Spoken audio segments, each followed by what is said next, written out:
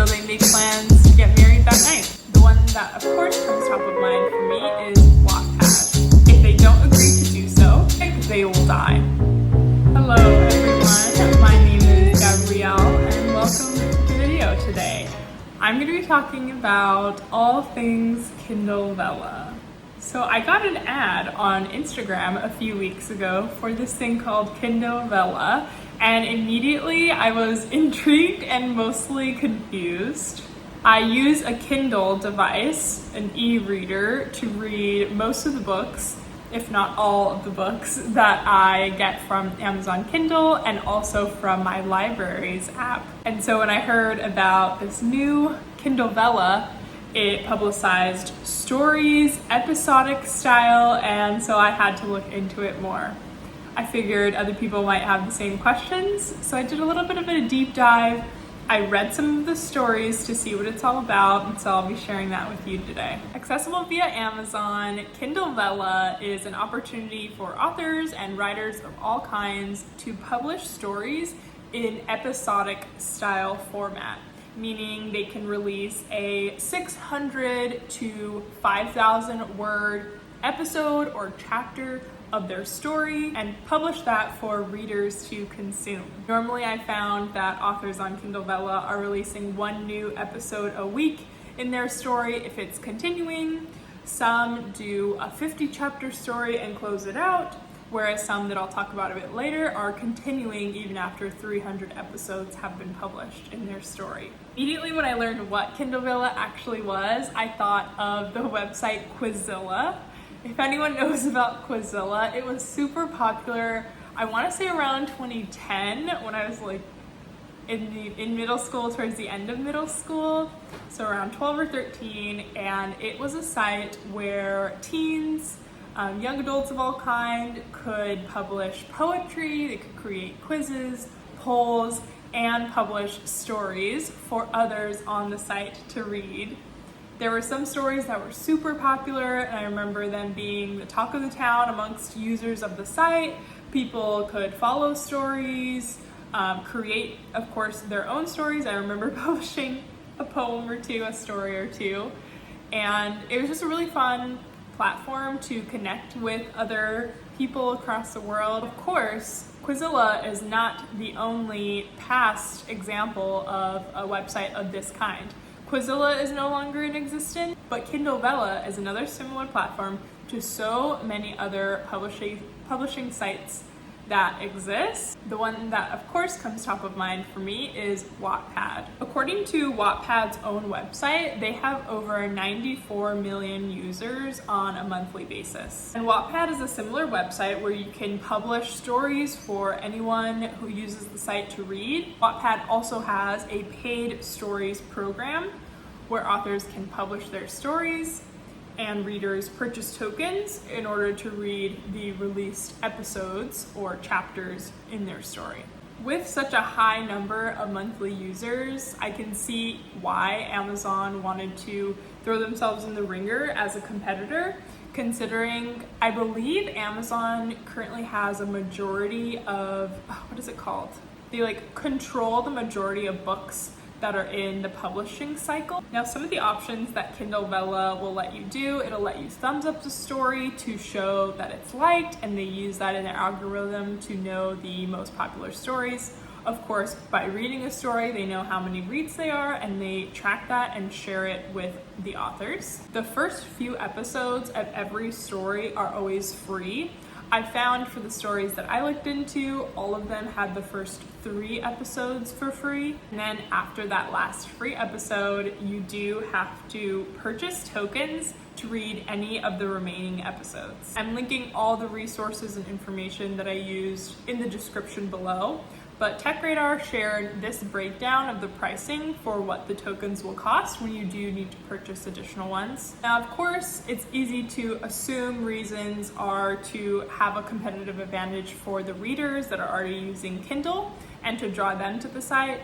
But for authors, Kindle Vella presents a new opportunity to earn some income. Whether big or small, through Kindle Direct Publishing on Kindle Vella, authors receive 50% of the earnings from the tokens used to buy the episodes of their stories. Authors can also earn various royalties and bonuses from publishing their content, and of course, the amount of readers that are enjoying it.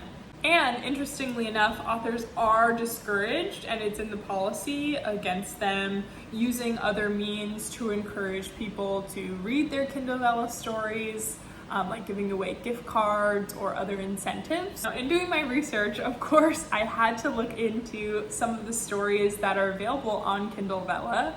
So I actually read 5 stories to determine how they are, what I think of them, what kind of ratings I would give.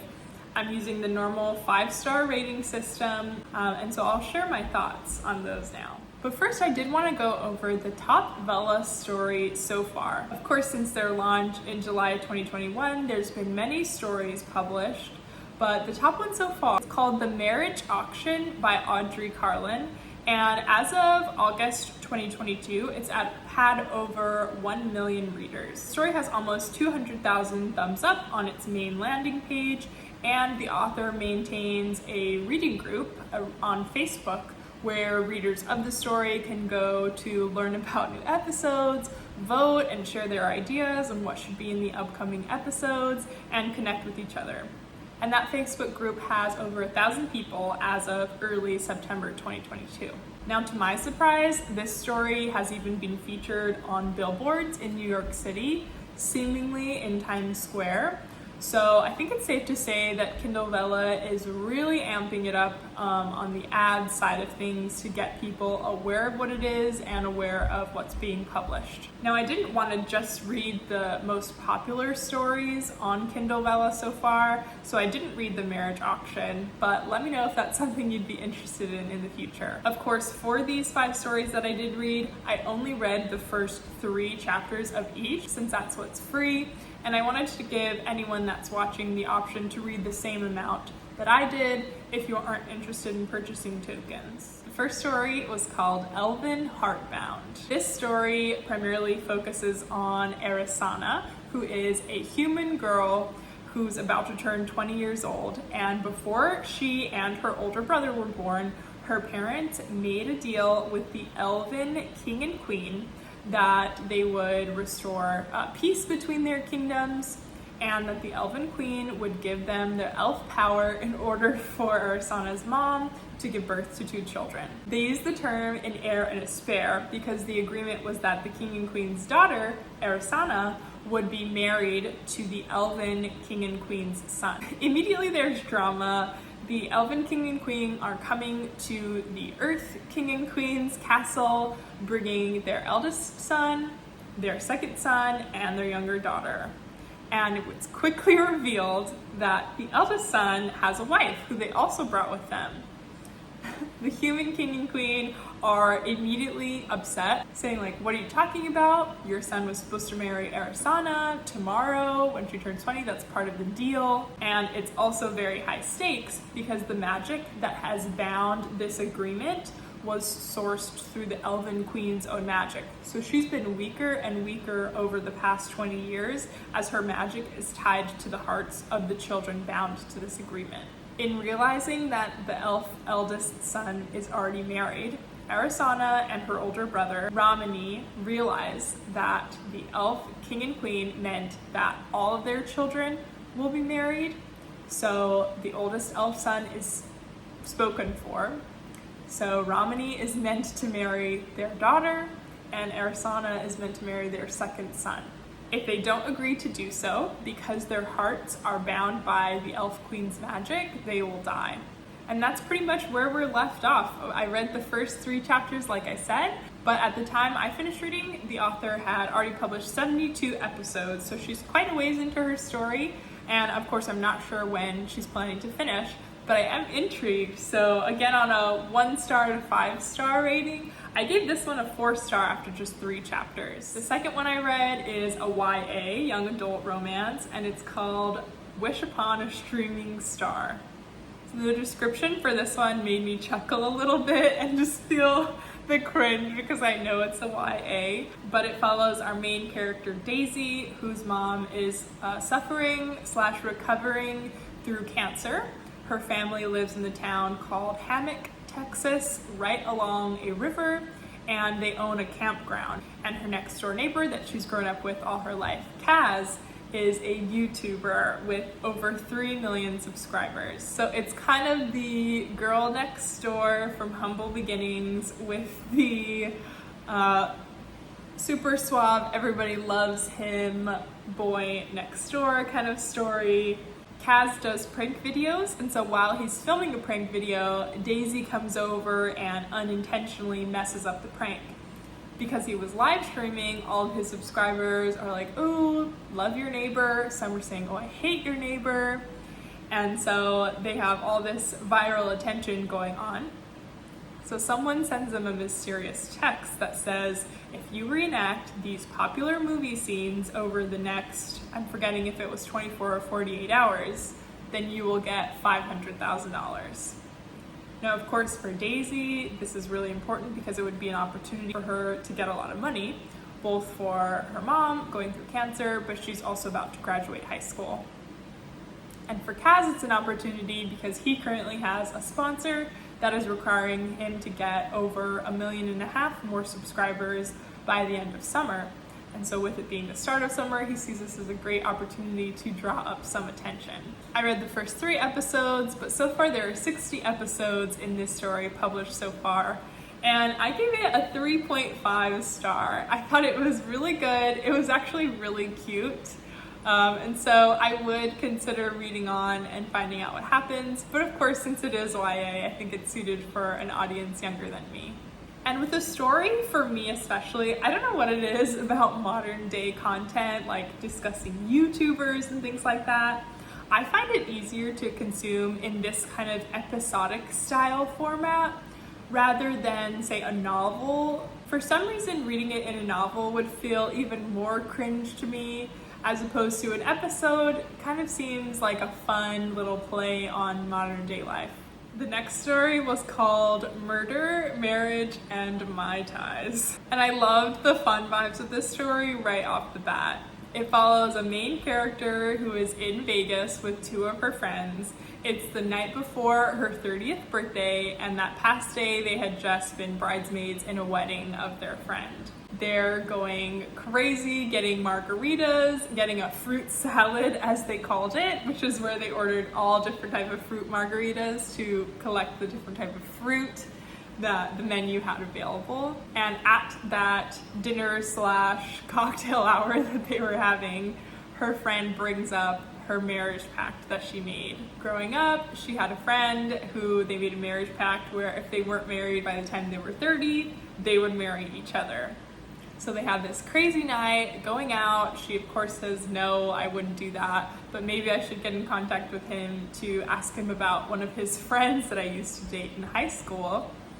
She goes back up to her room, ready to shower, get dressed, get clean, and go to bed because she's covered in margaritas and sugar and who knows what. But of course, she gets a knock on the door and it's him. It's Nick, her friend who she made the pact with. And he proposes to her, and she says yes. And so the last chapter that we're left on, it's the next day, so she wakes up, remembers, oh my goodness, this is actually happening. He invites her to dinner, and so she meets him, and they agree, okay, let's do this. They both already live in New York City, and they made this agreement, they're gonna be spontaneous. And so they make plans to get married that night. So far there's 33 episodes of this story published, and I love the way the author wrote the characters. They were so fun, so hilarious. I love the dialogue that she added. So this one was actually 5-star for me. I forgot to mention the genre of this one is humor mystery. So there hasn't actually been much mystery unless she's considering the mystery to be the marriage pact. Again, it's called Murder, Marriage, and My Tais, so somebody must die.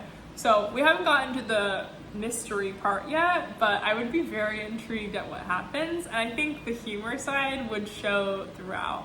The next one that I read, which is historical romance, which I don't read much of history in general, is called the Seduction series. This immediately made me think of the YA novel series, The Selection. So I was like, ooh, is it gonna be like that? But I think, gauging from the first 3 chapters, that it might be more of like a Bridgerton vibe than the Selection vibe, but maybe it's gonna be a combination of both. Who knows? It's too early to tell. So this takes place in the early 1800s, and at least the first 3 chapters follows the perspective of Beatrice Valentine, who is a plus-sized woman living in her world. And the first 3 chapters themselves are all in sort of one evening. She's at a ball, she's hiding from everyone because they often make fun of her weight, living in the society that she does. And so she is encouraged by this other lady to dance with the Duke of Lennox. And she dances with him and she's dreading it. She did not want to dance with him at all. He's spinning, they're having a good time. He realizes that she is enjoying the dancing and he gives her great compliments and keeps dancing with her. So finally they're done dancing and she's surprised and in disbelief that he would enjoy dancing with her, but he had a great time, or so he says. But because she's so shocked and she doesn't want to pant and have him think that it's because of her weight as opposed to just her exhilaration, she runs away. And that's where the first 3 chapters leave off. Of course, there's more detail in there, but I would say this one was actually a 2-star for me. What I found after reading a few of the stories is that with this episodic style content, I think what works really well is a quick, fast-paced story where a lot is happening in each episode, or at least each episode furthers the plot. Now this of course does serve as a challenge to writers that are publishing on Kindle Vella, but for those where that's maybe their preferred content and they don't want to write a 500-page novel, this might be perfect. And so far within the Seduction series, there are 46 episodes released. Now I didn't watch Bridgerton, so maybe for those that enjoy the movie and like this sort of historical romance side of things, this would be a good one for you to consider. Now the last one that I read was called The Billionaire Tournament. The first 3 chapters doesn't even get into what the tournament is, so I'm gonna read the description for you. Totally broke. That's not how I thought I'd be spending my early 20s, but my dream move to New York had not gone as planned until a golden opportunity landed in my lap. No, literally, it landed in my lap. I was riding the subway when a gorgeous woman spilled the contents of her purse on me. In a rush not to miss her stop, she forgot an envelope that had fallen to my feet. The envelope would change my life forever. It was an invitation to compete in the Billionaire Tournament. Now this one has almost 30,000 thumbs up, and that description intrigues me so much.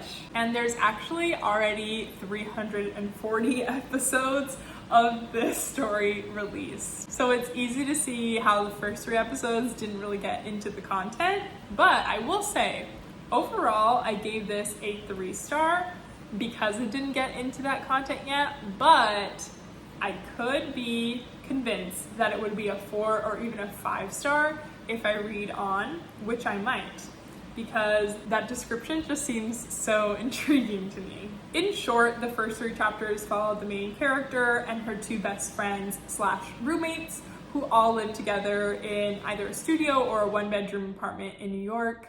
Again, they're roommates, so it's a really cramped space, and they're all trying to make it living in such an expensive city. The main character is leaving a brunch with the 2 friends, and she's walking to work in Times Square, where she bumps into this man who spills hot coffee on her. She's so upset because it just ruined the shirt that she had on, which was her uniform for the job that she was headed to. And so she's like, well, what am I supposed to do now? He's like, what can I do? So she said, well, if you have a spare shirt, that's all I can really take. So he takes the shirt off his back and gives it to her. And he offers to buy her dinner. So she gives him her number and is a little intrigued at the way he talks and how he sounds. She mentions that she likes his voice. So she gives him his number. He says maybe tonight or tomorrow night. And they split ways. She goes to work where there's a sign up that says closed for her like health advisory or health conditions, whatever it says, but it was closed. Her job's closed.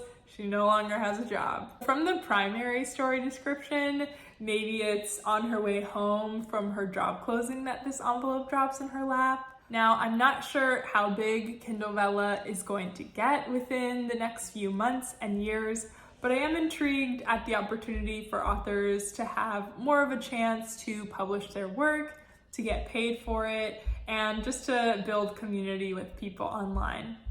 I think this might be an opportunity for authors who aren't particularly inclined towards social media, but do want an opportunity to post and aren't interested in self-publishing either. It might be more of a low-lift way for intro writers to get started on their work or just learn of what people like to read the most. If you've read any Kindle Vella stories, please feel free to let me know which ones you've read below, especially if you've read the ones I read and you want to share your thoughts on them. I would love to hear. Otherwise, feel free to check it out. Until next time, I will